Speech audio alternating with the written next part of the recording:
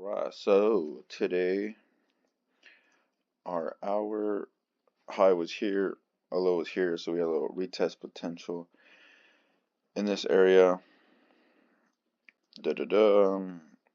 We broke down. I thought it was gonna be a no trading day, but we had 1, 2, 3, 4, 5, 6, 7, 8, 9 green candles in a row.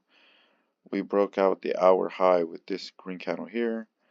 Enter here, put my stop below the hour break for like a 33-point step.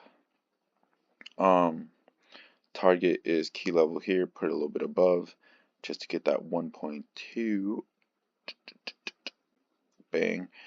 And yeah, so I honestly thought I was gonna get stopped out here, so but yeah, I'm gonna go eat breakfast and just put a